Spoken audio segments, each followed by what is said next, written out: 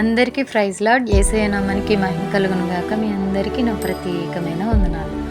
దేవుడు నరులను చేయడానికి కారణం ప్రతి ఒక్కటి లోపరుచుకోవడానికి, లోబడడానికి కాదు. మొదటిగా దేవునికి ఒక మనిషి పట్ల ఎంత ప్రేమ ఉందో, అలాగే ఎంత ప్రణాళిక ఉందో చూద్దాం. దేవుడు ఆయన పోలికగా నరుణ్ణి చేసి ఉన్నారు. తర్వాత మీరు ఫలించాలి అని, అభివృద్ధి చెందాలి అని, విస్తరించాలి అని, అలాగే భూమిని నిండించి లోపరుచుకుని భూమి మీద ప్రాకు ప్రతి జీవిని ఏలడానికి నరుని సృజించాడు. తర్వాత ఏదేనిలో ఒక తోట వేసి తాను నిర్మించిన నరుణ్ణి దానిలో ఉంచెను. అలాగే సేద్యపరుచుటకు, కాపు కాయుటకు తోటలో వారిని ఉంచెను. తర్వాత నరుడు ఒంటరిగా నుండుట మంచిది కాదని వానికి సాటి అయిన సహాయం కొరకు వాని ప్రక్కటెముక తీసి అవ్వను నిర్మించి ఆదామునకు ఇచ్చారు. మన జీవిత చరిత్ర దేవుడు ఇంత మంచిగా రాస్తే మరి వారు చేసిన పని ఏంటో చూద్దాం. ఇన్ని ఇచ్చిన దేవుడు ఏదైతే చేయొద్దన్నారో అదే వారు చేశారు. అదేంటంటే తినొద్దు అన్నదానిని తిన్నారు. తిన్న తర్వాత దేవునిపై నిందలు ఏంటంటే, నువ్వు నాకు ఇచ్చిన ఈ స్త్రీ ఆ పండు నాకు ఇచ్చింది అని అంటున్నారు. చెయ్యొద్దు అన్న తప్పులు చేసి ఆఖరికి దేవుని చే శిక్షింపబడ్డారు. ఆదాముతో దేవుడు అంటున్నారు, తినవద్దు అన్న వృక్ష ఫలము తింటివి గనుక నీవు బ్రతుకు దినములన్నీ ప్రయాసపడుతుంటావు.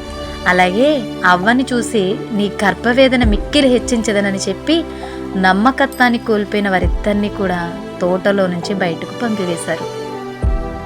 మన జీవితంలో కొన్నిసార్లు కష్టాలు పాలవడానికి కారణం చేయొద్దు అన్న వాటిని చేస్తాం, వెళ్ళొద్దు అన్న స్థలానికి వెళ్తుంటాం, వినొద్దు అన్న వాటిని వింటుంటాం. ఇలా తినొద్దు అన్న వాటిని తింటూ మన ఆరోగ్యాన్ని పాడు చేసుకుంటూ ఉంటాం. ఇలా మనం చేసిన తప్పులకి నన్ను ఎందుకు పుట్టించావు ప్రభువా అని చివరికి ఆయనని నిందిస్తాం. అయ్యో లేదండి, మన పట్ల ఆయన ఆలోచన పరలోక రాజ్యాన్ని మనం స్వతంత్రించుకోవాలని, మనం ఆ రాజ్యానికి వారసులుగా ఉండాలి అని చేయడానికే ఈ భూమి మీద ఉండగా అన్నిటినీ ఏలడానికి, లోపరుచుకోవడానికి మనం ఏం చేస్తున్నామంటే సృష్టికి లోబడిపోతున్నామే తప్ప పరసంబంధమైన ఆశీర్వాదాన్ని వెతకలేకపోతున్నాం. చేయొద్దన్న వాటినే చేస్తూ దేవుని కోపానికి గురైపోతున్నాం. అసలు దేవుని ఆలోచన ప్రతిరోజు నీతో మాట్లాడాలి అని, నీ పేరు పెట్టి నిన్ను వెతుక్కుంటూ వచ్చేసేదే దేవుని ప్రేమ. మీకు తెలుసా అండి, మీరు ఏ సమయంలో ప్రార్థిస్తారు ఆయన సన్నిధి అక్కడ నీ కోసం ఎదురు చూస్తూ ఉంటుంది. అంత విలువైన ప్రేమ అండి యేసయ్యది.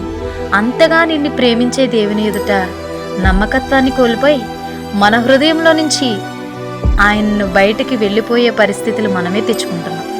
చదువుతున్న ప్రతి ఒక్కరూ, వింటున్న ప్రతి ఒక్కరూ దేవుని మందిరంలో ఆయన మాటలు వినడానికి వేగిరపడదాం. వినగలిగే చెవులు, గ్రహించే మనస్సును కలిగి ఉందాం. దేవుని నామానికి మహిమ కలుగునుగాక. అందరికీ ప్రైజ్ ది లార్డ్.